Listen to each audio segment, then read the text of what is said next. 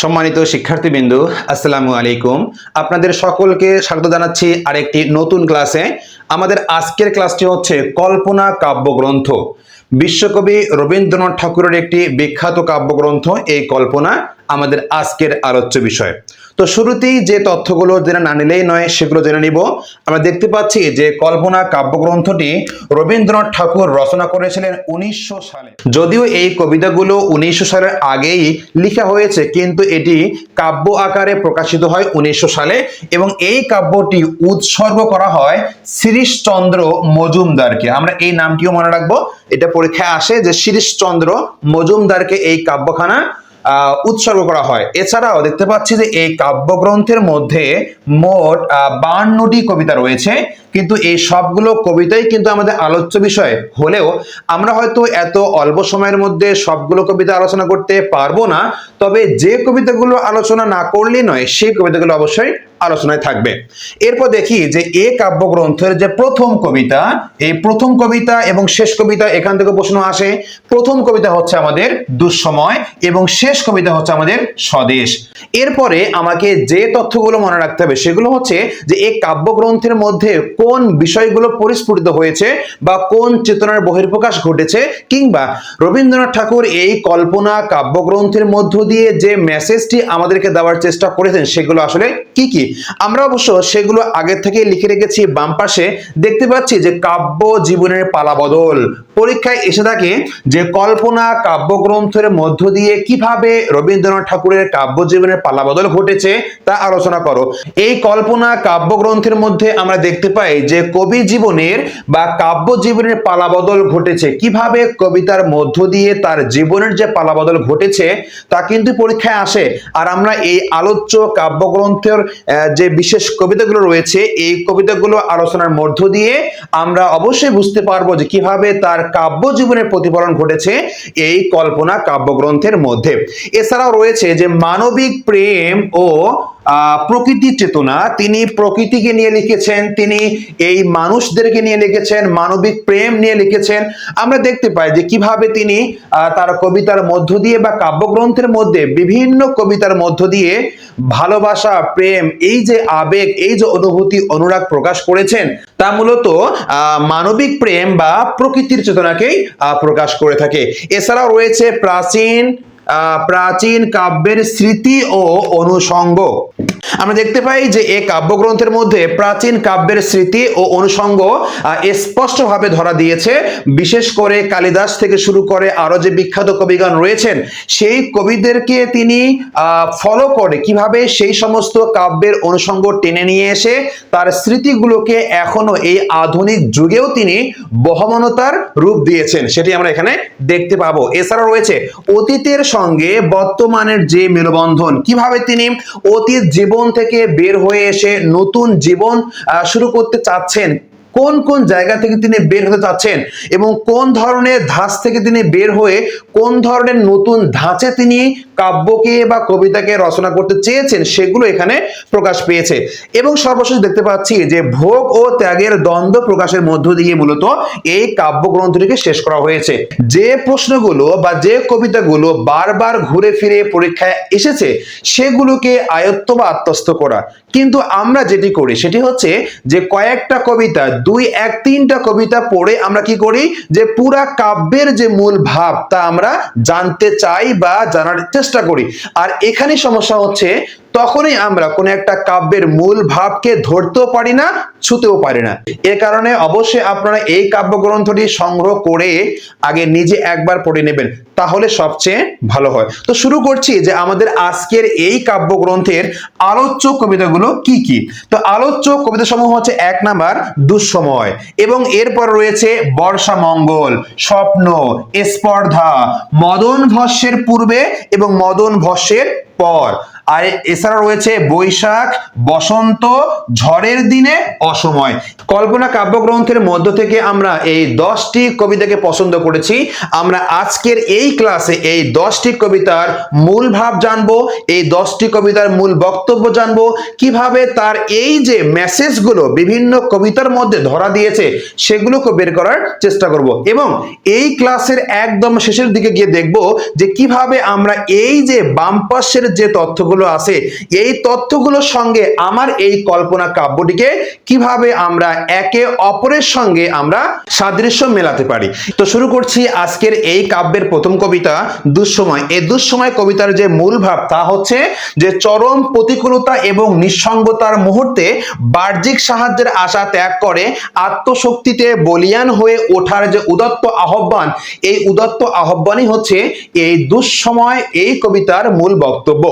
রবীন্দ্রনাথ ঠাকুর দেখেছেন যে কিভাবে দুঃসময়ের মধ্যে নিজেকে টিকিয়ে রাখা যায়। নানান প্রতিকূলতা, প্রতিবন্ধকতা, নানান ঝঞ্ঝা বিক্ষুব্ধ সময়েও নিজেকে বলিয়ান করে কিংবা নিজের শক্তিতে শক্তিশালী হয়ে এই চরম বিপদের মুখেও টিকে থাকা যায়, এই ধরনের একটি আশার কথা বলেছেন এই দুঃসময় কবিতার মধ্য দিয়ে। আমরা এই কবিতা পাঠ করার মধ্য দিয়ে দেখতে পাচ্ছি যে কবি নানান চড়াই উতরাই পাড়ি দিয়ে জীবনের একটি পর্যায়ে এসে থেমে গিয়েছেন এবং তিনি দেখছেন যে তার চারিদিকে এই দুঃসময় গ্রাস করে ধরেছে। খারাপ সময়, অশুভ সময়, নষ্ট সময় এবং এই ধরনের পঙ্কিলতা থেকে তিনি মুক্তি পেতে চান, এই ধরনের জায়গা থেকে তিনি বের হতে চাচ্ছেন। এই কারণে বলতে পারি যে দুঃসময় এই কবিতার নামকরণ থেকেও বুঝতে পারি যে রবীন্দ্রনাথ ঠাকুরের জীবনের যে দুঃসময়, অসময় বা খারাপ সময়, এই যে পঙ্কিলতা থেকে তিনি যে বের হতে চেয়েছেন এরই যে প্রধান বক্তব্য তা হচ্ছে এই দুঃসময় কবিতাটি। দুঃসময় এই কবিতাটি কল্পনা কাব্যগ্রন্থের একদম প্রথম কবিতা। এই কবিতার পুরো অবয়ব জুড়ে একটি বিষাদময়তা ব্যক্ত হয়েছে। স্মৃতি রোমন্থনের বেদনা বিহ্বল অধ্যায়ের মধ্যে একটি প্লট তৈরি করে দেয় এই কবিতাটি। মূলত এই কবিতাটি কোনো হতাশার গান নয়, বরং আত্মনির্ভরশীল হয়ে আত্মবিশ্বাস ও একক সাহসের জয়গান। আমরা এই কবিতাটির কয়েকটি চরণ পড়লেই আমরা বুঝতে পারবো যে তিনি এই কবিতার মধ্যে কি বলতে চেয়েছেন। তিনি বলেছেন এভাবে, যদিও সন্ধ্যা আসিছে মন্দ মন্থরে, সব সঙ্গীতে গেছে ইঙ্গিতে থামিয়া। তিনি বলছেন যে যদিও সন্ধ্যা আসিছে মন্দ মন্থরে, আমার জীবনে একদম সন্ধ্যা ঘনিয়ে এসেছে, দুঃসময়, দুর্বিপাক, অসময়, অশুভ সময় আমাকে গ্রাস করে ফেলেছে, মন্দ মন্থরে আস্তে আস্তে ধীরে ধীরে আমাকে কাবু করে ফেলেছে। সব সঙ্গীতে গেছে ইঙ্গিতে থামিয়া, একটি ইঙ্গিতের মধ্য দিয়ে আমার জীবনের যে হাসি আনন্দ সেটা কি হয়ে গেছে, থেমে গেছে। অর্থাৎ সব সঙ্গীত, এই সঙ্গীত হচ্ছে জীবনকে অতিবাহিত করার সাহস, সঙ্গীত হচ্ছে জীবনের আনন্দ, জীবনের উল্লাস, এটি কি হয়ে গেছে, একটি ইঙ্গিতে থেমে গেছে। যদিও সঙ্গী নাহি অনন্ত অম্বরে, এই অনন্ত অম্বর বিশাল আকাশের মধ্যে আমার পাশে আজকে যে আমার দুঃসময় চলছে, আমার যে অশুভ সময় চলছে, কেউ আমাকে সাহায্য করতে চাচ্ছে না কিংবা কেউ আমাকে সাহায্য করতে আসছে না। যদিও ক্লান্তি আসিছে অঙ্গে নামিয়া, অর্থাৎ আমার জীবনের এই উদ্যমতা আমি এক পর্যায়ে এসে আমি ক্লান্তি অনুভব করছি, আমার জীবন সায়ান্নে এসে আমি উপনীত হচ্ছি। এই যে ক্লান্ত, এত পরিশ্রমের পর আমি যেন একদম ক্লান্ত হয়ে যাচ্ছি, সেই ক্লান্তি আমার অঙ্গের মধ্য দিয়ে প্রকাশ পেয়েছে, মানে আমি দুর্বল হচ্ছি। মহা আশঙ্কা জপিছে মৌন মন্তরে, দিকে দিগন্ত অবগুণ্ঠনে ঢাকা।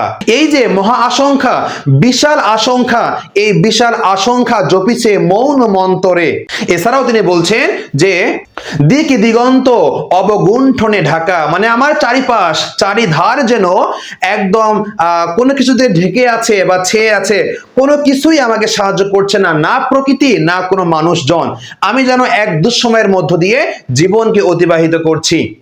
ঠিক এই সময় তিনি আরেকটি কঠিন বার্তা দিয়েই কিন্তু আশার বাণী জাগিয়েছিলেন মানব মনের মধ্যে।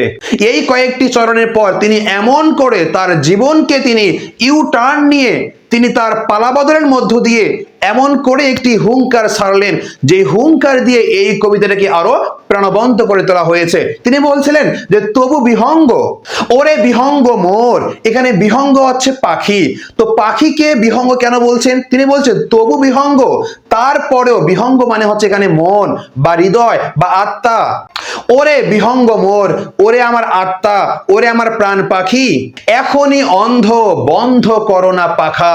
তোমার ওড়ার শক্তি যে আছে, সেই ওড়ার শক্তি, দিন যাপনের শক্তি, এই পৃথিবীতে আকাশে উড়ে বেড়ানোর শক্তি তুমি এখনই হারিয়ে ফেলো না।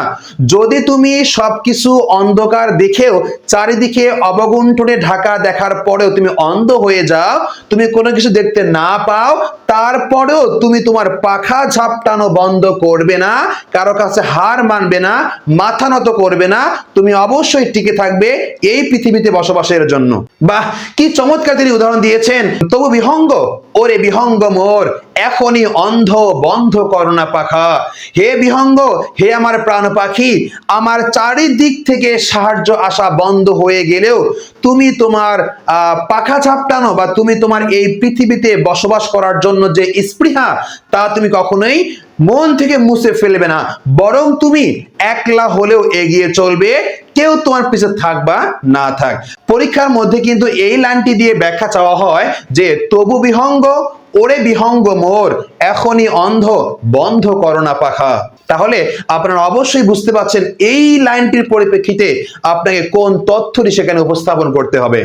কবি দেখতে পেয়েছেন যে জীবনের একদম কঠিন সময়ে যখন আশা, আকাঙ্ক্ষা, আনন্দ সবকিছুই হেরে যায়, জীবন যখন হাহাকারে রূপান্তরিত হয়ে যায়, কাউকে যখন নিজের পাশে আর পাওয়া যায় না, ঠিক সেই সময় নিজের আত্মা বা নিজের কর্মের উপর কিছু করা ছাড়া আর অন্য কিছু করার থাকে না।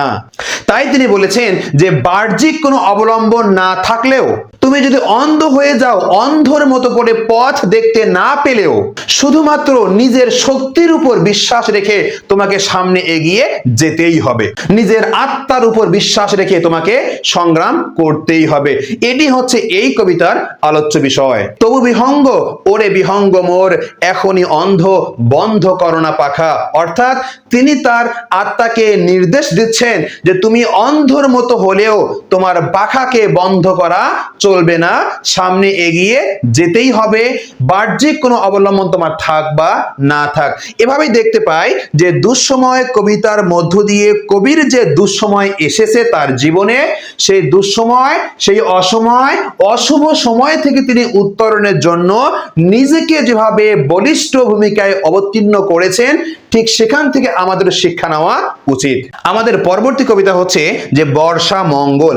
আমরা কিন্তু বর্ষা মঙ্গল এই নামটি থেকেই কিন্তু আন্দাজ করতে পারছি যে এই কবিতার মধ্যে কোন ধরনের বক্তব্য আলোচনা করা হয়েছে। দেখুন, বর্ষা মঙ্গল, বর্ষা মানে হচ্ছে ঝড়ের দিন, বর্ষা মানে হচ্ছে বৃষ্টি বাদলের দিন, তাই না? সেটাকে আমরা বর্ষা মনে করি। এই বর্ষাতে যেভাবে প্লাবনের সৃষ্টি হয়, জলোচ্ছ্বাসের সৃষ্টি হয়, যেভাবে ঘর বাড়ি এটা সেটাকে ধ্বংস করে নিয়ে যাওয়া হয়, সেখানেই বলা হচ্ছে মঙ্গল। অর্থাৎ বর্ষাকে মঙ্গলের সাথে একটি তুলনা বা একত্রবদ্ধ করা হয়েছে। কেন করা হয়েছে খেয়াল করে দেখতে পাই যে এই কবিতার যে আলোচ্য বিষয় বা মূল বক্তব্য তা হচ্ছে বর্ষার করুণ ও সুন্দর রূপের আবাহন, যা শুষ্কতা ও জীর্ণতাকে ধ্বংস করে পৃথিবীতে প্রাণের ও কল্যাণের অভিষেক ঘটায় বা ঘটানো হয়। শুধু যে বর্ষা আমাদেরকে ধ্বংস করতেই আসে তা কিন্তু নয়, বর্ষা আমাদেরকে ধ্বংস করে দেয় ঠিকই, সেখান থেকে জীর্ণতা, সেখান থেকে হাহাকার ধ্বংস হয়ে গিয়েও সেখানে কিন্তু আমরা কল্যাণের অভিষেক ঘটানোর একটা প্রকাশ দেখতে পাই। আর এটিকে মূলত বলছেন যে বর্ষা মঙ্গল, যে বর্ষার মধ্য দিয়েও কিভাবে মঙ্গল কামনা করা যায়, কিভাবে মঙ্গলের মধ্য দিয়ে আমরা অভিষেক ঘটাতে পারি, সেটি হচ্ছে এই কবিতার আলোচ্য বিষয়। রবীন্দ্রনাথ ঠাকুর বলেছেন যে বর্ষা কেবল একটি ঋতু নয়, এটি একটি জীবন্ত সত্তা। সে একাধারে ধ্বংসকারী আবার সৃষ্টিকারী, সে ধ্বংস করতে পারে আবার সৃষ্টিও করতে পারে। তাই বলেছেন যে বর্ষা একদিকে রুদ্র রুদ্র, আরেকদিকে সুন্দর। বর্ষা আসে পৃথিবীর মানব মনের শুষ্কতা, গ্লানি দূর করে। এই বর্ষা মূলত নতুন আনন্দের, নতুন কল্যাণের সূচনা করে।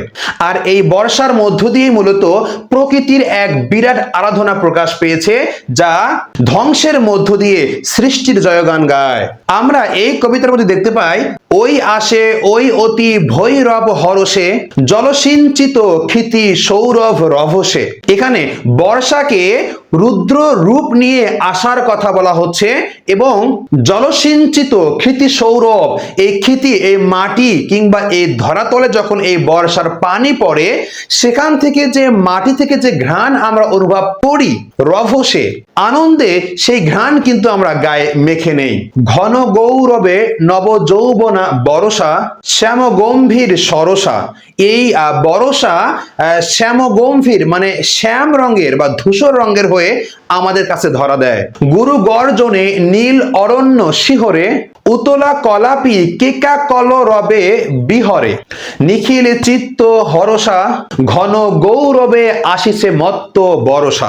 এই কবিতার মধ্য দিয়ে মূলত প্রকৃতির যে রূপ বা প্রকৃতির যে সৌন্দর্য তা কিন্তু স্পষ্ট করা হয়েছে, যে বর্ষা কিভাবে তার বিভিন্ন বা নানান ঢঙ্গে রঙ্গে আমাদের সামনে উপস্থাপিত হয়, আর এটি মূলত কবি কিভাবে উদযাপন করেছেন তা এই আলোচ্য চরণের মধ্য দিয়ে প্রকাশ পেয়েছে। এই আলোচ্য চরণের মধ্য দিয়ে বর্ষার এক গতিময়তা প্রকাশ পেয়েছে। এছাড়াও প্রকাশ পেয়েছে শক্তিশালী এবং প্রাণবন্ত চিত্র। রবীন্দ্রনাথ ঠাকুর এখানে বর্ষার কোমল বা বিরহী চিত্রের পরিবর্তে তিনি রুদ্র ও প্রখরতাকে গ্রহণ করেছেন। আর এটি হলো পৃথিবীর এক মহৎ শক্তির উৎস, যা মূলত শুষ্ক পৃথিবীকে রসে পরিপূর্ণ করে দেয় এই বর্ষা। কবিতার শেষে আমরা দেখতে পাই যে কবি এই বর্ষার চূড়ান্ত আগমনকে নানান মহিমায় মহিমান্বিত করেছেন। এই নবীনা বর্ষা শুধু প্রকৃতিতে নয়, পুরা ভুবন জুড়েই ভরসা নিয়ে এসেছে। অতএব আমরা বলতে পারি যে এই বর্ষার মধ্য দিয়ে জীর্ণতাকে, শীর্ণতাকে, পঙ্কিলতাকে, তিনি শুষ্কতাকে কেটে ফেলে দিয়ে নতুন করে প্রাণের যে সঞ্চয় করার আকুতি প্রকাশ করেছেন এই কবিতার মধ্য দিয়ে, তা কিন্তু স্পষ্টই প্রকাশিত হয়েছে। তাই বলতে পারি যে বর্ষা মঙ্গল এই কবিতার মধ্য দিয়ে বর্ষার করুণ ও সুন্দর রূপের আবাহন, যা শুষ্কতা ও জীর্ণতাকে ধ্বংস করে পৃথিবীতে প্রাণের ও কল্যাণের অভিষেক ঘটাবে, এই আশা ব্যক্ত করে তিনি এই কাব্যটি বা এই কবিতাটি রচনা করেছেন। এরপর দেখি যে তৃতীয় কবিতা, সেটি হচ্ছে যে স্বপ্ন। আমরা দেখতে পাচ্ছি যে স্বপ্ন কবিতার যে মূল বক্তব্য তা হচ্ছে স্বপ্নলোকে অতীতে ফেলে আসা স্মৃতির প্রতি গভীর অনুরাগ এবং স্বপ্নময় জগতে লুকানো অনুভূতি ও আকাঙ্ক্ষার বহিঃপ্রকাশ। আমরা দেখতে পাই যে কবি তার অতীত জীবন থেকে বের হয়ে এসে তিনি নতুন করে কবিতা বা কাব্য লেখার জন্য ধ্যানমগ্ন ছিলেন, কিন্তু তিনি অতীতকেই মূলত ভুলতে পারছেন না। বারবার সে অতীতের কথা স্মরণ হচ্ছে। এই যে কল্পনা কাব্য গ্রন্থ, কল্পনায় তিনি দেখতে পাচ্ছেন যে অতীতের কথা, স্বপ্নে তিনি দেখতে পাচ্ছেন অতীতের কথা। এই অতীত তাকে কোনোভাবে ছাড়তে চাচ্ছেন না বা পারছেন না। এই কারণে তিনি দেখা যায় যে এই স্বপ্ন কবিতার মধ্য দিয়ে তিনি যে অতীতে যা কিছু ফেলে এসেছেন সেই স্মৃতিকেই মূলত এখানে প্রকাশ করবার চেষ্টা করেছেন। তিনি তার প্রিয়াকে আগের জন্মে ছেড়ে এসেছেন, সেই কাল্পনিক প্রিয়ার কথা তিনি এখানে তুলে ধরবার চেষ্টা করেছেন। আসুন দেখি তিনি এই কবিতার মধ্য দিয়ে কি বোঝাতে চেয়েছেন। আমরা দেখতে পাই যে রবীন্দ্রনাথ ঠাকুর স্বপ্নকে জীবনের একটি অবিচ্ছেদ্য অংশ মনে করেছেন, এবং আমরা দেখতে পাই যে তিনি তার লুকানো অনেক তথ্য, আকাঙ্ক্ষা বা অনুভূতি প্রকাশ করেছেন এই কবিতার মধ্য দিয়ে। মূলত এই কবিতাটি শুরু হয় একটি গল্পের মধ্য দিয়ে, আর তা হচ্ছে একজন শাশ্বত প্রেমিক এর যাত্রার মধ্য দিয়ে। সে মূলত যে বর্তমানের সীমানা পেরিয়ে অতীতে সে যে উজ্জয়িনীপুরে পৌঁছে গেছেন তার প্রিয়ার খোঁজ করার জন্য। স্বপ্নলোকে তিনি যে প্রিয়ার কথা ভেবেছেন বা চিন্তা করেছেন, সেই প্রিয়াকে খোঁজার জন্য তিনি উজ্জয়িনী নগরীতে গিয়েছেন শিপ্রা নদীর পাড়ে। সেটিকে মূলত কবি এখানে সুন্দর করে স্থান দিয়েছেন তার কবিতার মধ্য দিয়ে। তিনি তার কবিতায় বলছেন যে দূরে বহু দূরে স্বপ্নলোকে উজ্জয়িনীপুরে। এই যে উজ্জয়িনীপুর আমরা দেখতে পাই কালিদাসের সেই বিখ্যাত রচনা মেঘদূত, সেই মেঘদূতের মধ্যে আমরা এই উজ্জয়িনীপুর এই রাজ্যের কথা জানতে পারি।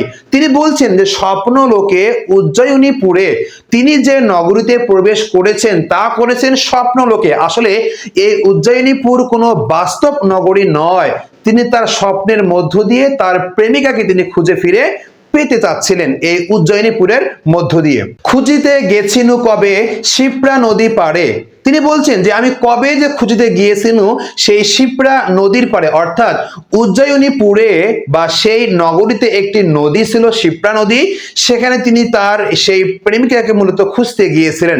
এখান থেকে অবশ্যই এই শিপ্রা নদী এবং উজ্জয়িনীপুর এই তথ্য দুটি মনে রাখবেন পরীক্ষায় আসার মতো। মোর পূর্ব জন্মের প্রথমা প্রিয়ারে, অর্থাৎ সেই শিপ্রা নদীতে তিনি খুঁজতে গিয়েছিলেন তার পূর্ব জন্মের প্রথমা প্রিয়া, তিনি যাকে ভালোবাসেন, তিনি যার জন্য আকুল, যার জন্য বেকুল, সেই ব্যক্তিকে বা সেই ভালোবাসার প্রতিচ্ছবিকে কাছে পেতে তিনি মূলত উজ্জয়িনীপুরে অর্থাৎ শিপ্রা নদীর তীরে তিনি তাকে খোঁজ করছিলেন। এখানে দেখতে পাচ্ছি যে রবীন্দ্রনাথ ঠাকুর তার কল্পনায় ভর করে, স্বপ্নলোকে ভর করে তার সেই শাশ্বত নারীকে মূলত খুঁজে ফিরে পেতে চেয়েছিলেন। আর এই নারী কোনো সাধারণ নারী নয়, তিনিও কিন্তু শাশ্বত প্রেমিক নারী। এরপরে তিনি বলেছেন যে মুখে তার লোধ্র রেণু লীলাপদ্ম হাতে, কর্ণমূলে কুন্দকলি কুরুবক মাথে, তনু দেহে রক্তাম্বর নিবিবন্ধে বাধা, চরণে নুপুর খানি বাজে আধা আধা। তিনি তার প্রেমিকার যে বর্ণনা দিয়েছেন কিভাবে, তিনি বলছেন যে লোধ্র রেণু অর্থাৎ লোধ্র ফুলের যে পরাগ তার প্রিয়া পড়েছিল। এছাড়াও তিনি বলেছেন তার প্রিয়ার কোমরের মধ্যে নিবিবদ্ধে বাধা ছিল, লীলাপদ্ম হাতে অর্থাৎ তার হাতের মধ্যে নীল পদ্ম ছিল, কুরুবক মাথে অর্থাৎ তার মাথার মধ্যে কুরুবক ফুলের মালা ছিল। এছাড়াও বলেছেন যে কর্ণমূলে কুন্দকলি, কর্ণ হচ্ছে তার কান, কানের মধ্যে যে কুন্দকলি বা কুন্দ ফুলের কি দুল ছিল। এভাবে তার প্রিয়ার বিভিন্ন অনুষঙ্গগুলোকে তুলে ধরে এখানে তার প্রিয়ার বর্ণনা তিনি এখানে দিয়েছেন। অর্থাৎ বলতে পারি যে এই অংশের মধ্যে তার কাল্পনিক প্রিয়ার নানান বর্ণনা রঙ্গে ঢঙ্গে তিনি সাজিয়েছেন, যা মূলত কালিদাসের কাব্য থেকে উঠে এসেছে। আমরা দেখতে পাই যে এখানে বলা হয়েছিল যে প্রাচীন কাব্যের স্মৃতি ও অনুষঙ্গ, এই যে প্রাচীন কাব্য কালিদাসের কাব্য, সেই কাব্য থেকে তিনি অনেকগুলো অনুষঙ্গ টেনে নিয়ে এসে এই আধুনিক যুগে তা রচনা করেছেন। এইটাই বলা হচ্ছে যে প্রাচীন কাব্যের স্মৃতি ও অনুষঙ্গ এখানে স্পষ্ট হয়েছে। বসন্তের দিনে ফিরেছিনু বহু দূরে পথ চিনে চিনে, এই যে বসন্ত, আমরা সহজ করে বলতে পারি বসন্ত হচ্ছে প্রেম ও ভালোবাসার ঋতু। এই ঋতু মূলত পরিবেশকে আরো রোমান্টিক করে তোলে। হাজার বছর আগের সেই প্রিয়াকে সন্ধান করার জন্য প্রেমিক পুরুষ যেভাবে তাকে খুঁজে ফিরে পেতে চেয়েছিলেন, সেই বহুদূর পথ তিনি পা ফেলে ফেলে চলেছেন আস্তে আস্তে। সেই বসন্তের দিনেই মূলত বহুদূর পথ চিনে চিনে তিনি পা ফেলেছেন তার প্রেমিকার কাছে আত্মনিবেদন করার জন্য। মূলত এই যাত্রাটি বাস্তব নয়, এটি একটি কাল্পনিক যাত্রা। এবং এই কবিতার মাঝখানে দেখা যায় প্রেমিক যখন তার প্রিয়ার কাছাকাছি বা তার সন্নিকটে আসে, তখন মূলত মহাকাল মন্দিরে সন্ধ্যারতি বাজছিল, চারিদিকটা নির্জন ও শান্ত ছিল এবং প্রিয়ার যে থাকার ঘর সেটিও ছিল রহস্যময় ও দুর্গম।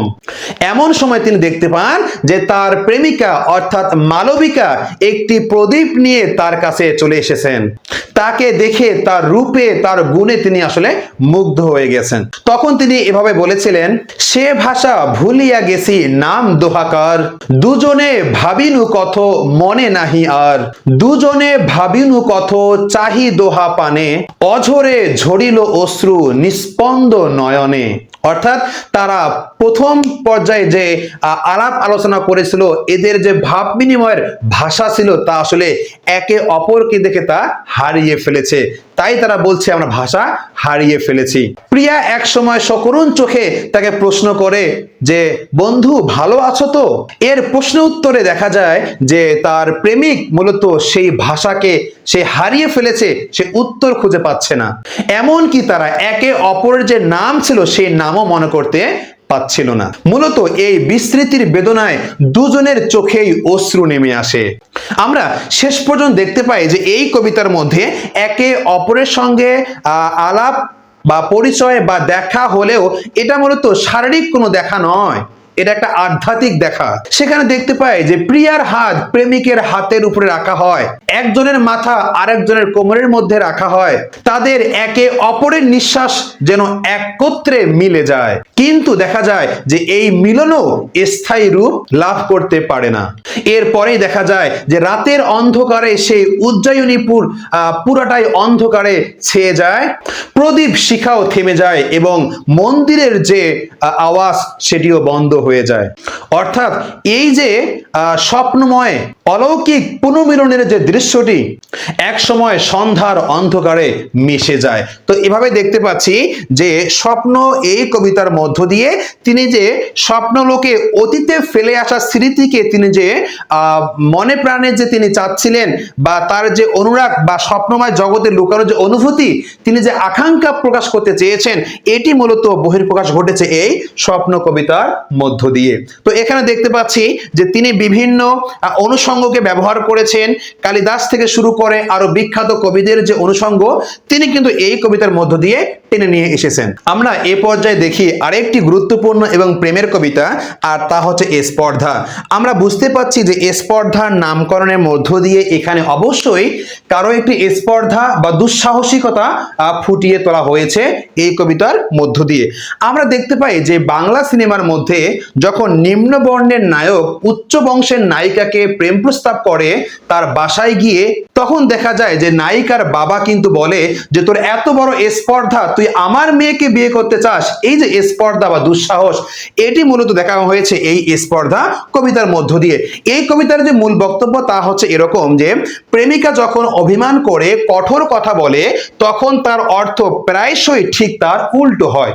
অর্থাৎ এখানে একজন প্রেমিক আর একজন প্রেমিকাকে নিয়ে একটি সুন্দর গল্প সাজানো হয়েছে।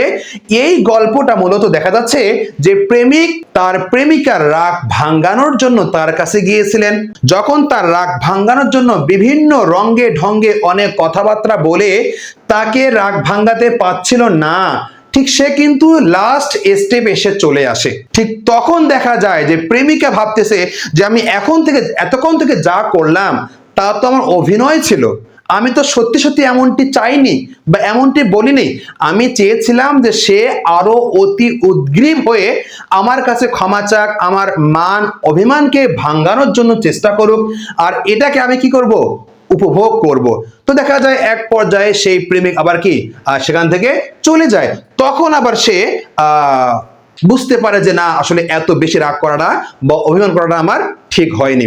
তো দেখতে পাচ্ছি যে এই স্পর্ধা নামক এই কবিতার মধ্য দিয়ে একজন প্রেমিক আর একজন প্রেমিকার মধ্যে যে ঘটনাটি ঘটেছে সেই ঘটনাটা মূলত প্রেমিকা তার এক সই বা তার এক বন্ধুকে এখানে বলছিল বা প্রকাশ করেছিল, তার মধ্য দিয়ে মূলত এই কবিতাটি আলোকপাত করা হয়েছে। এখানে মূলত প্রেমিকা তার বান্ধবী বা সইকে বলছেন, কি বলছেন দেখুন, অনেক সুন্দর করে বলছেন, সে আসি কহিল প্রিয়ে মুখ তুলে চাও। অর্থাৎ প্রেমিক এখানে যখন এসেছে তার প্রিয়াকে বলেছে যে তুমি মুখ তুলে চাও বা আমার দিকে তাকাও। দুষিয়া তাহারে রুশিয়া কহিনু যাও। অর্থাৎ তাকে দোষ দিয়ে তাকে ভৎসনা করে তাকে আমি বিদায় করতে চাইলাম, এখান থেকে চলে যেতে বললাম। সখী ওলো সখী সত্য করিয়া বলি তবু সে গেল না চলি। হে আমার বান্ধবী, তোমাকে আমি সত্যি করে বলছি, তাকে আমি যখন রুশিয়া ভৎসনা করে এখান থেকে যাইতে বলেছিলাম সে আসলে যায়নি, সে সেখানে থেকেই গিয়েছিল। আমরা এর পরের স্তবকে দেখি, দাঁড়ালো সম্মুখে কহিনু তাহারে সর। সে যখন আমার সামনে এসে দাঁড়িয়েছিল আমি তাকে এখান থেকে সরে যেতে বলেছি। ধরিল দুহাত কহিনু আহা কি করো। যখন সে কাছে এসে আমার দুহাত জাপটে ধরার চেষ্টা করেছিল আমি বলেছিলাম যে তুমি এ কি করো, এ তো করা ঠিক হচ্ছে না, আমি তো অনেক বেশি রাগ করেছি। সখী ওলো সখী মিছে না কহিব তোরে তবু ছাড়িল না মোরে। হে সখী, তোমাকে আমি মিথ্যা কথা বলছি না, সে আমাকে তবুও ছেড়ে দেয়নি বা ছেড়ে চলে যায়নি। শ্রুতি মুখে মুখ আনিল সে মিশি মিশি নয়ন বাঁকায়ে কহিনু তাহারে সিসি। যখন সে আমার কানের কাছে তার মুখ নিয়ে এসে কিছু বলতে চেয়েছিল, আমি তাকে ভৎসনা করে তাকে দূরে তাড়িয়ে দিয়ে ছি ছি বলে তাকে দূরে তাড়িয়ে দিতে চেয়েছি। সখী ওলো সখী কহিনু শপথ করে, তবু সে গেল না সরে। এরপরও সখী, তারপরও সখী, সে মূলত এখান থেকে সরে যায়নি, আমার কাছে সে রয়ে গেছিল। মূলত প্রেমিক যখন তার কানের কাছে মুখ নিয়ে এসেছিল, সে তিরস্কারে বলেছিল সিসি তুমি সরে যাও, তারপরও দেখা যাচ্ছে সে সরে যায়নি। অধরে কপল পরশ করিল তবু, অধর মানে ঠোঁট, এই ঠোঁট দিয়ে তার কপল পরশ মানে স্পর্শ করলো অর্থাৎ চুম্বন করিল। কাঁপিয়া কহিনু এমন দেখিনি কভু, আমি আরো রেগে গিয়ে তাকে বললাম আমি তো এমনটি কখনোই দেখি নাই, তুমি এ কি করছো? সখী ওলো সখী এ কি তার বিবেচনা, তবু মুখ ফিরালো না। তারপরও আমি তাকে ভৎসনা করা সত্ত্বেও সে তো মুখ ফিরায়নি, সে তার জায়গায় অটল হয়েছিল। কিন্তু আমি খুব বেশি বিস্ময় প্রকাশ করলেও সে কিন্তু সেখান থেকে সরে যায়নি। আপন মালাটি আমারে পরাইয়া দিল, কহিনু তাহারে মালাই কি কাজ ছিল। সে তার মালাটি খুলে আমার গলায় পরিয়ে দিল, আর আমি বললাম এ মালাতে কি এমন ছিল। সখী ওলো সখী নাহি তার লাজ ভয়, মিছে তারে অনুনয়। এরপর দেখা যায় যে সর্বশেষ যে স্তবক ছিল সেখানে দেখা যাচ্ছে আমার মালাটি চলিল গলায় নিয়ে, চাহি তার পানে রহিনু অবাক হয়ে। এই যে সর্বশেষ জায়গায় যে টুইস্ট, সেটাই হচ্ছে এটা যে যখন তার মালাটা তার গলায় দিল আর তারটা খুলে নিয়ে সে নিজে পরে সে চলে গেল, সে অবাক করে চেয়ে থাকলো। এবং শেষে যে কথাটি বলেছিল সে খুবই সুন্দর করে তিনি উপস্থাপন করেছেন এভাবে, সখী ওলো সখী ভাসিতেছি আখি নিরে, কেন সে এলো না ফিরে। যখন সে চলে যাচ্ছিল তখন তার সখীকে সে বলছে যে আমি তো আখি জলে ভাসতেছি, কেন সে ফিরে এলো না। অর্থাৎ বেশি পরিমাণের একটি ভাব নেওয়ার কারণে দেখা যায় যে শেষ পর্যন্ত প্রেমিকা তার অনেক চেষ্টা করা সত্ত্বেও তার মান অভিমান রাগ ভাঙাতে পারে না, এক পর্যায়ে সে চলে যায়। তখন সে বুঝতে পারে যে হ্যাঁ আসলে এটি করা আমার ঠিক হয়নি। এই যে একটি সুন্দরতম কবিতা, এটি হচ্ছে আমাদের স্পর্ধা। এই কবিতাটি আমরা এই কবিতার মধ্য দিয়ে মানবিক প্রেম বা প্রকৃতির চেতনাকে স্পষ্টতই বুঝতে পারছি যে কিভাবে তিনি মানবের সাথে প্রেম বা মানবিক প্রেম বা প্রকৃতির সঙ্গে তিনি প্রেমিকার সাথে যে একাকার করেছেন এই কবিতার মধ্য দিয়ে, তা কিন্তু এই স্পর্ধা কবিতার মধ্য দিয়েই প্রকাশিত হয়েছে। আমাদের এবারের কবিতা হচ্ছে যে বর্ষ শেষ, অর্থাৎ যখন আমাদের কাছে একটি বর্ষ শেষ হয়ে যায় আমরা কিন্তু আরেকটি নতুন বছরের অপেক্ষায় থাকি। তো তেমনি ভাবে দেখা যাচ্ছে যে বর্ষশেষ কবিতার যে মূল ভাব তা হচ্ছে এখানে যে প্রলয়ঙ্কারী ধ্বংসের মধ্য দিয়ে পুরাতন জীর্ণ ও গ্লানিময় জীবনের অবসান ঘটিয়ে এক শুদ্ধ শক্তিশালী এবং মহৎ জীবনের প্রত্যাশা।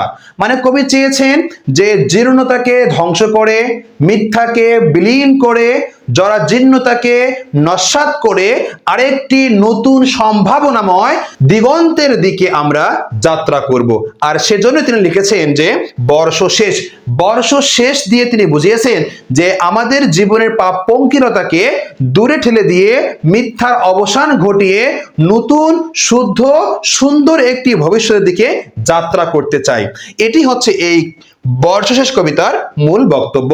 মূলত আমরা দেখতে পাচ্ছি কবি রবীন্দ্রনাথ ঠাকুর এই বর্ষ শেষ কবিতার মধ্যে বর্ষার যে ঝড়, এই ঝড়কে তিনি নিজের জীবনের মধ্যে আহ্বান করেছেন। তিনি কামনা করেছেন যে ঝড়ের উদ্যম সুরে ঝঙ্কৃত হয়ে প্রবল বেগে সঙ্গীত বর্ষণ করুক।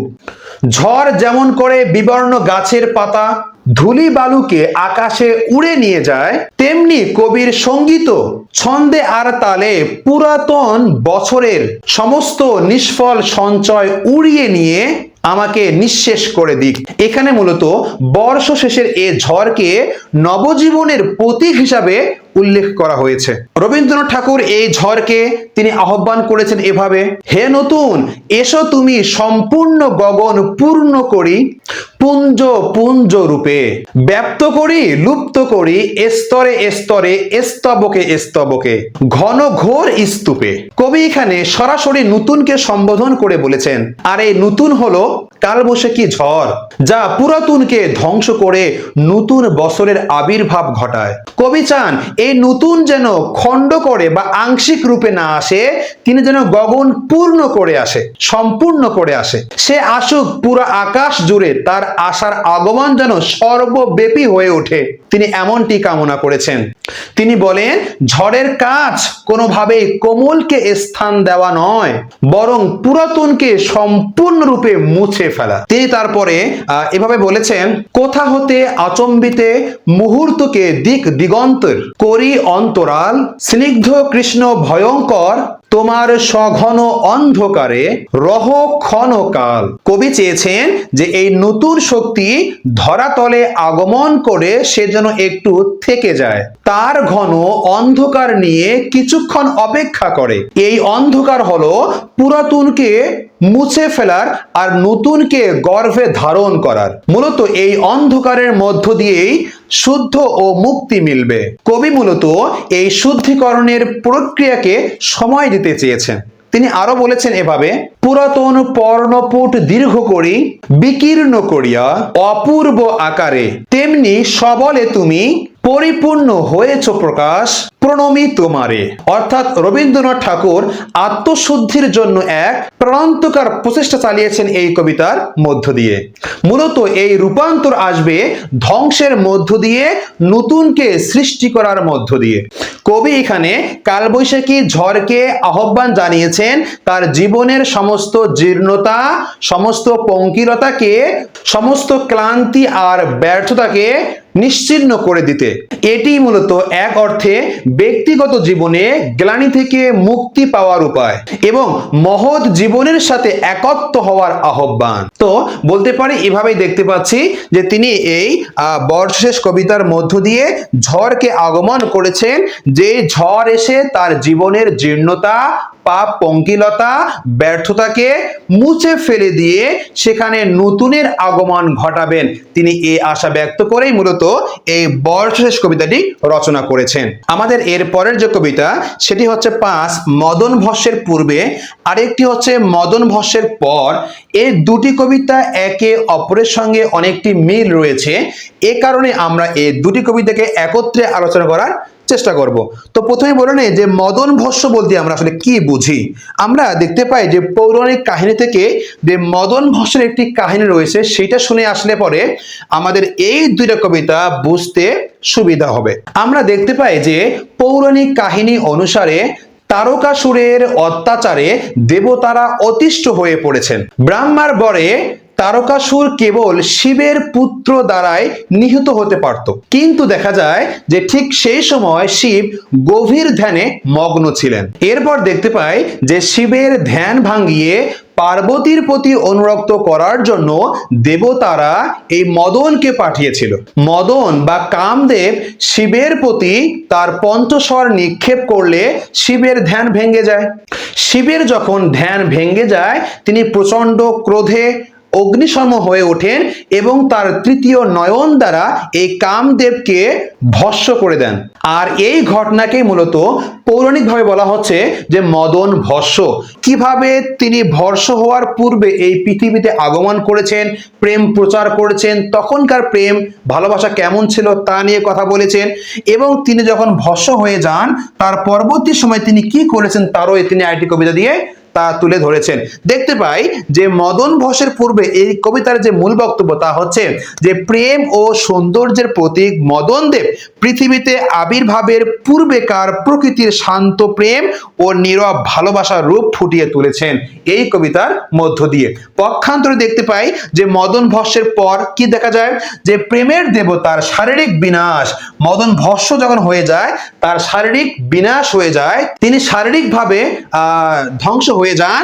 তাই বলছে যে দেবের যে প্রেমের দেবতার শারীরিক বিনাশের ফলে প্রেম আরো সর্বব্যাপী সূক্ষ্ম এবং বিশ্ব প্রকৃতিতে পরিব্যাপ্ত হয়ে পড়েছিল। তারা চেয়েছিল যে এই প্রেমকে ধ্বংস করে দিবে, তাকে ভস্ম করে, বরংস তার উল্টো হয়ে গেছে, এই প্রেম আবার পুরো পৃথিবীতেই ছড়িয়ে পড়েছে। তো এটি ছিল এই দুই কবিতার মূল বক্তব্য। আমরা দেখতে পাই যে রবীন্দ্রনাথ ঠাকুর মদন ভস্যের পূর্বে এই কবিতার মধ্যে যা প্রকাশ করেছেন তা হচ্ছে অনেকটাই এরকম যে কবি এখানে দেখাতে চেয়েছেন যে বিরহের কষ্ট এবং প্রিয়জনদের যে বেদনা বা কাছে না পাওয়ার যে যন্ত্রণা তারই মূলত শূন্যতা তিনি এখানে অনুভব করেছেন। এই কবিতাটি মূলত প্রেমের দেবতা কামদেবের। অর্থাৎ যিনি শিবের ক্রোধে ভস্মীভূত হয়ে অনঙ্গ বা শরীরহীন হয়ে পড়েছেন। আমরা দেখতে পাই যে এই কবিতায় তিনি বলেছেন এভাবে, একদা তুমি অঙ্গ ধরি ফিরিতে নব ভুবনে, মরি মরি অনঙ্গ দেবতা, কুসুম রথে মকর কেতু উড়িত মধু পবনে, প্রতীক বধূ চরণে প্রণতা। কবি এখানে স্মরণ করেছেন যে এই মহাদেব বা মদন যখন তার শরীর নিয়ে এই পৃথিবীতে বা মর্তে আগমন করেছিল এবং তিনি যখন তার শরীর নিয়ে এই পৃথিবীতে ঘুরে বেরিয়েছিলেন, তার রথে মকর চিহ্নিত পতাকা বাতাসে উড়ত, তরুণ তরুণীরা তার পথের মধ্যে ফুল ছিটিয়ে দিত, আর বকুল বনের বাতাস মদের মতো সুরভিত হয়ে রঙিন করে তুলতো। এরপর তিনি বলেন যে সেই যুগে কুমারী মেয়েরা তার মন্দিরে আগুন জ্বালিয়ে দিত, এছাড়াও গোপনে তারা তার ফুলের বান তৈরি করত, আর কিশোর কবিরা এটাতে মুগ্ধ হয়ে তার মন্দিরের সিঁড়িতে বসে গান রচনা করত। সেই প্রেমের প্রভাব এতটাই সর্বজনীন ছিল যে বাঘ বাঘিনীরাও একে অপরের কাছে চলে আসতো। কবি এখানে মনে করেন যে পৌরাণিক যুগে প্রেম ছিল প্রকাশ্য এক লীলা, কিন্তু আধুনিক যুগে তা অনেকটাই সংকুচিত, ব্যক্তিগত ও বিষাদময় হয়ে পড়েছে। তাই তিনি অনঙ্গ দেবকে আহ্বান জানিয়ে বলেছেন তিনি যেন আবার এই মর্তে আবির্ভূত হন এবং তার স্বর্গীয় স্পর্শে মানুষের ব্যক্তিগত জীবনে প্রেমের সেই আদি ও অকৃত্রিম আনন্দকে পুনর্জীবিত করতে। তো এভাবেই আমরা বুঝতে পারছি যে রবীন্দ্রনাথ ঠাকুর বলছেন যে বর্তমান অর্থাৎ আধুনিক যুগের যে প্রেম তা অনেকটাই সংকুচিত, এবং তিনি মনে করেন যে পৌরাণিক যুগের প্রেমটাই ছিল আসল প্রেম, তা ছিল প্রকাশ্য লীলা, এবং তিনি সেই লীলাকে আবার এই মর্তে আগমন অর্থে তিনি কিন্তু এই মদন দেবকে বা মদন ভস্মের পূর্বে তাকে আহ্বান জানিয়েছেন তিনি যেন আবারও এই মর্তে ফিরে এসে পৃথিবীতে তার সেই সমস্ত ভক্ত অনুরাগীর মধ্যে আবার সেই প্রেমকে ছড়িয়ে দেন। আমরা দেখতে পাই এরপরে তার এই পরবর্তী কবিতাটি রচনা করেছেন যে মদন ভস্মের পর দেখতে পাই তিনি এখানে কি বলেছেন, যে এখানে আমরা দেখতে পাই যে কবি এভাবে বলেছেন, পঞ্চস্বরে দগ্ধ করে করেছ একই সন্ন্যাসী, বিশ্বময় দিয়েছ তারে ছড়ায়ে, ব্যাকুলতর বেদনা তার বাতাসে উঠে নিঃশ্বাসী, অশ্রুতার আকাশে পড়ে গড়ায়ে। কবি এখানে মহাদেবকে সন্ন্যাসী বলে সম্বোধন করেছেন, আর তিনি বলেছেন যে তিনি মদনকে ভস্মীভূত করে শেষ করে বা ধ্বংস করে দেননি, বরং তাকে সারা বিশ্বে ছড়িয়ে দিয়েছেন। কিভাবে ছড়িয়ে দিয়েছেন? এখানে বলা হচ্ছে যে শরীরী প্রেম ধ্বংস হয়ে গেছে, কিন্তু এই শরীরী প্রেম অশরীরী প্রেমে রূপান্তরিত হয়ে গেছে, আর সেই প্রেম বিশ্ব চরাচরে প্রেমানুভূতিতে রূপান্তরিত হয়েছে। এখানে রবীন্দ্রনাথ ঠাকুর বলছেন যে শিব তাকে ভস্ম করে দিয়ে তার প্রেম তো নস্যাৎ করে দিতে পারেনি, বরং তার এই ভস্ম করার মধ্য দিয়ে শরীরী প্রেম অশরীরী বা আধ্যাত্মিক প্রেমে রূপান্তর হয়েছে, আর তারই মধ্য দিয়ে পুরা বিশ্বব্যাপী এই প্রেম ছড়িয়ে পড়েছে। আর কবি এই বিশ্বব্যাপী এই অশরীরী প্রেম ছড়িয়ে পড়ার ভিন্ন ভিন্ন মাধ্যমে তার স্পর্শ তিনি খুঁজে পেয়েছেন। চাঁদের আলোতে কার যেন ছড়িয়ে থাকা পোশাক দেখতে পান, নীল আকাশে যেন কারো চোখ দেখতে পান, সূর্যের কিরণে কারো যেন অবগুণ্ঠিত ঘোমটায় ঢাকা মুখ দেখতে পান, নরম ঘাসের বিছানায় যেন কারো কোমল চরণ দেখতে পান। এছাড়াও দেখা যায় যে ফুলের গন্ধে তিনি যেন কারো স্পর্শ অনুভব করতে পান, যা তার মনকে আনন্দে ভরিয়ে দিয়ে লতার মতো করে হৃদয়ে জড়িয়ে ধরে বা জাপটে ধরে। এভাবেই দেখতে পাই যে মদন ভস্মের পূর্বে মদন ভস্মের পর এই কবিতাটি একে অপরের পরিপূরক হয়ে এখানে ধরা দিয়েছে। আমাদের এর পরবর্তী কবিতা হচ্ছে বৈশাখ। এই কবিতাটি দেখতে পাচ্ছি এর যে মূল বক্তব্য তা হচ্ছে বৈশাখ মাসকে তিনি ভয়ঙ্কর রূপে চিত্রিত করেছেন, যা একই সাথে ধ্বংস ও সৃষ্টির প্রতীক। এই বৈশাখের প্রখর উত্তাপ থাকলেও আমরা দেখতে পাই যে এই বৈশাখ কবিতার মধ্য দিয়ে লুকিয়ে আছে নববর্ষের আগমনী বার্তা। তাই বলতে পারি তিনি বৈশাখ কবিতার মধ্য দিয়ে পুরাতনকে জীর্ণতাকে ধ্বংস করে নতুনকে আহ্বান জানিয়েছেন এই কবিতার মধ্য দিয়ে। কবি এখানে বলেছেন যে তিনি বৈশাখের প্রখর উত্তাপ বা রৌদ্র এর মধ্য দিয়ে তিনি কোনো কষ্ট বা যন্ত্রণা দেখতে পাচ্ছেন না, বরং তিনি এখানে দেখতে পাচ্ছেন যে আধ্যাত্মিক শুদ্ধতা এবং ত্যাগের মহিমা। এই ত্যাগের মহিমা এবং আধ্যাত্মিক শুদ্ধতার মধ্য দিয়ে তিনি এই বৈশাখের যে প্রচন্ড যে ঝড় বা তার যে রৌদ্রের তাপ তিনি সহনীয় করে নিতে চান, যাতে করে আমরা এর মধ্য দিয়ে আত্মশুদ্ধির পথে পা বাড়াতে পারি। কবি মূলত এখানে বৈশাখকে এভাবে আগমন করেছেন যে হে ভৈরব, হে রুদ্র বৈশাখ। এখানে হচ্ছে ভয়ঙ্কর, রুদ্র, প্রচন্ড ভয়ঙ্করী রূপের বৈশাখকে তিনি এখানে উল্লেখ করেছেন।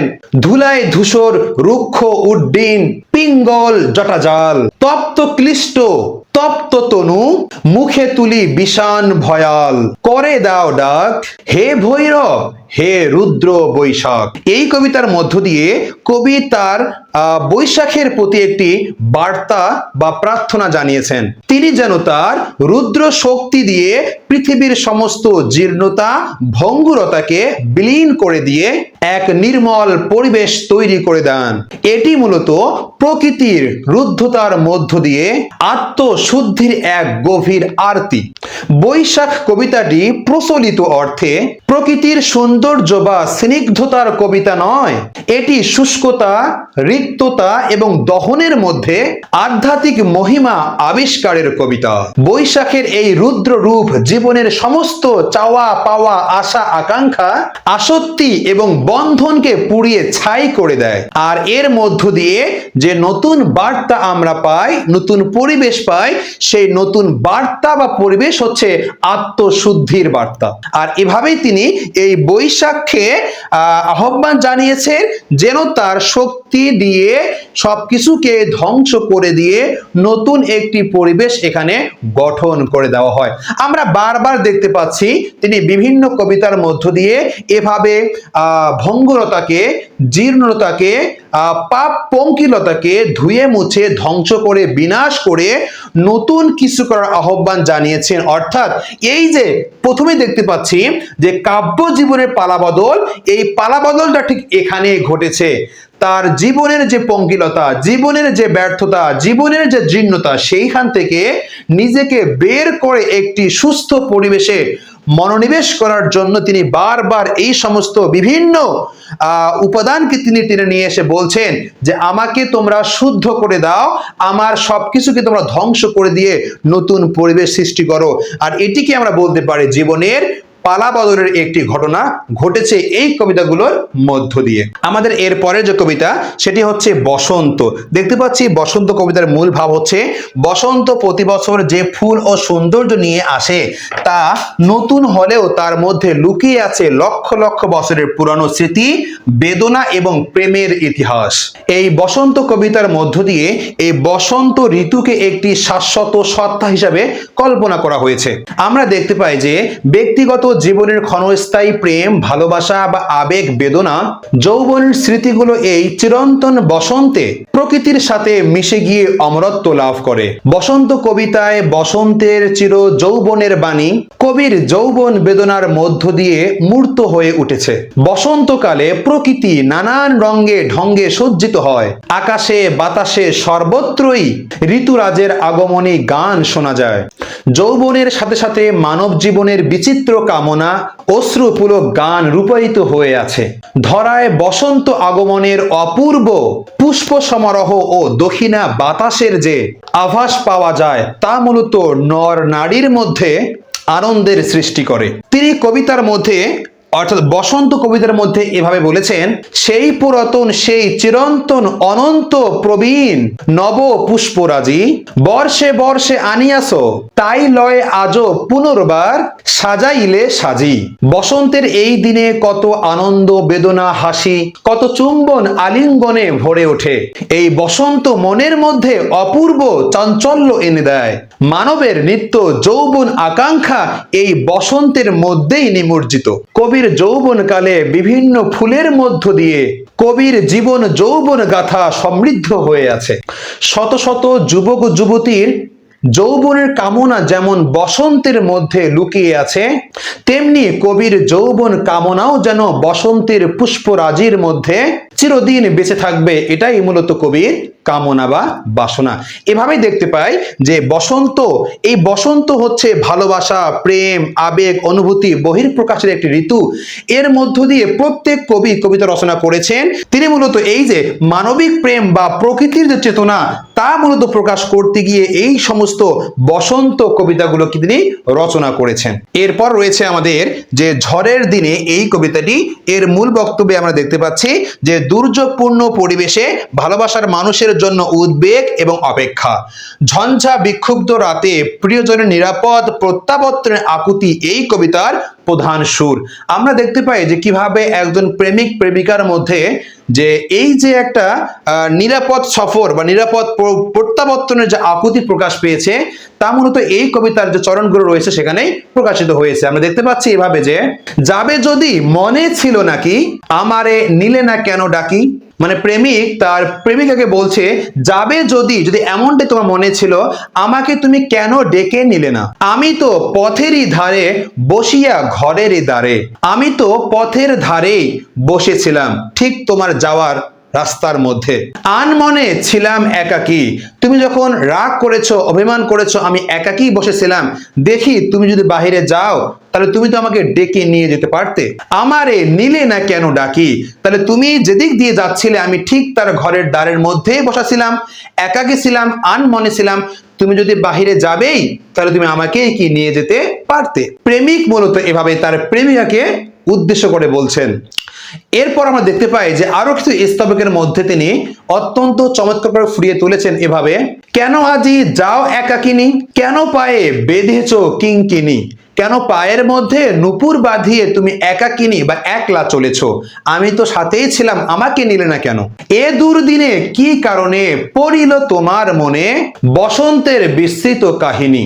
এই যে আমরা যে কবিতায় পড়ি না কেন সেখানেই কিন্তু বসন্তের কথা বলা হচ্ছে বারবার। যেখানে প্রেম রয়েছে, যেখানে প্রেম থাকবে সেখানে বসন্ত থাকবে না তা হতে পারে না, যেখানেই বসন্ত সেখানে প্রেম থাকবেই। কোথা আজি যাও একাকিনী, তুমি কোথায় চলেছো একলা, একাকিনী তুমি কোথায় যাচ্ছ, এই যে বাক্য বিনিময়, যদিও বাক্য একজনে বলছেন, প্রেমিক শুধু বলেই যাচ্ছেন, প্রেমিকে কোনো উত্তর এখানে করছেন না। এই কবিতার মূল সুর বা মূল বক্তব্যে আমরা বলতে পারি যে প্রেমিকের দৃষ্টিকোণ থেকে তার দুঃসাহসিকা প্রেমিকের প্রতি উদ্বেগ, অভিমান এবং তার সাথে প্রতিকূলতাকে জয় করার এক তীব্র রোমান্টিক আকাঙ্ক্ষা। এটি দেখায় যে প্রকৃত প্রেম শান্ত পরিবেশের জন্য অপেক্ষা করে না, বরং ভয়ঙ্কর প্রতিকূলতার মধ্যেই তা আরো ভয়ঙ্কর রূপে আরো তীব্র ও গভীর রহস্যময় হয়ে ওঠে। এটি ছিল এই ঝড়ের দিনে কবিতার মূল আলোচনা। এবং সর্বশেষ রয়েছে আমাদের এই অসময় এই কবিতাটি। আমরা দেখতে পাই দুঃসময়, অসময় এই কবিতাগুলো অনেকটা একই ধাঁচের লেখায় রচনা। মূলত তিনি তার জীবনের যে পাপ পঙ্কিলতা ধ্বংসযজ্ঞ থেকে বের হয়ে নতুন ভাবে পালা বদলের যে চেষ্টা করেছেন তারই বহিঃপ্রকাশ এই অসময় কবিতাটি। আমরা দেখতে পাই তিনি এই কবিতার মধ্যে এভাবে বলেছিলেন যে বহু সংশয়ে বহু বিলম্ব করেছি, এখন বন্ধা সন্ধ্যা আসিল আকাশে। অর্থাৎ তিনি তার জীবনের একটা পর্যায়ে গিয়ে বলছেন পশ্চাতের আকর্ষণে মূলত এই তীর্থ দেবতার যে দর্শন তা তিনি বিলম্ব করে ফেলেছেন, সময় ক্ষেপণ করে ফেলেছেন, কিন্তু তারপরেও কবি এখানে হতাশ নন। তিনি বিশ্বাস করেন যে আমার এই যাত্রা অবশ্যই কোনো না কোনো একদিন শেষ হবেই, আর তিনি অবশ্যই অসীম সুখ এবং শান্তি লাভের যে উপায় তা অবশ্যই খুঁজে পাবেন। এই অসময় কবিতার মধ্যে তিনি এভাবে তার বক্তব্যকে উপস্থাপন করেছেন। প্রিয় শিক্ষার্থী বন্ধু, এখন দেখি যে আসলে এই যে কবিতাগুলো আজকে আমরা আলোচনা করলাম, প্রায় 10টি কবিতা, এই 10টি কবিতার মধ্য দিয়ে কিভাবে আমাদের এই বিষয়গুলোকে আমরা একত্রবদ্ধ করতে পারি বা সাদৃশ্যগত মিল খুঁজে পেতে পারি।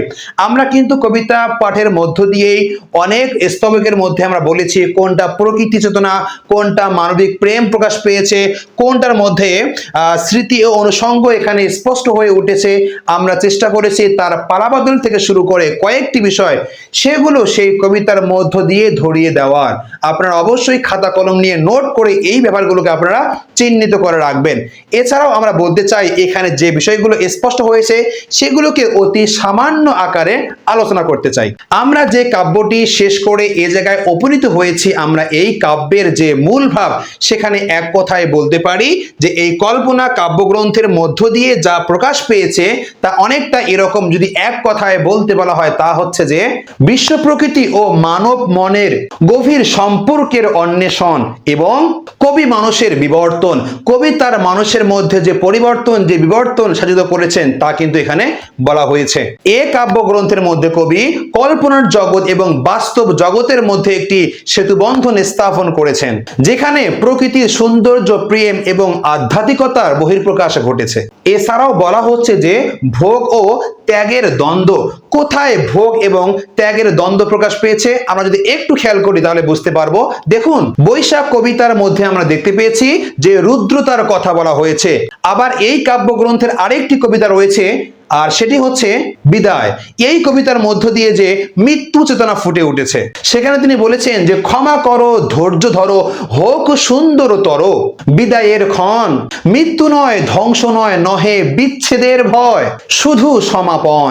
মানে তিনি বিদায়ের কথা বলছেন, তিনি মৃত্যুর কথা বলছেন। তাহলে একদিকে আমরা দেখতে পাচ্ছি রুদ্র ও মনোরম পরিবেশের বর্ণনা, যা কবির মধ্যে ইন্দ্রিয় গ্রাহ্য ও অভিজ্ঞতার বহিঃপ্রকাশ ঘটায়।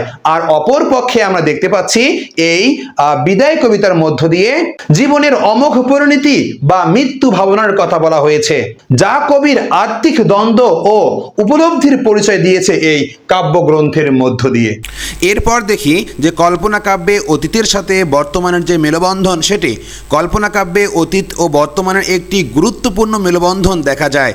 এই কাব্যে কবি রবীন্দ্রনাথ ঠাকুর অতীতের স্মৃতি ও অভিজ্ঞতার সাথে বর্তমানের অনুভূতি ও উপলব্ধিকে এক সূত্রে গেঁথেছেন।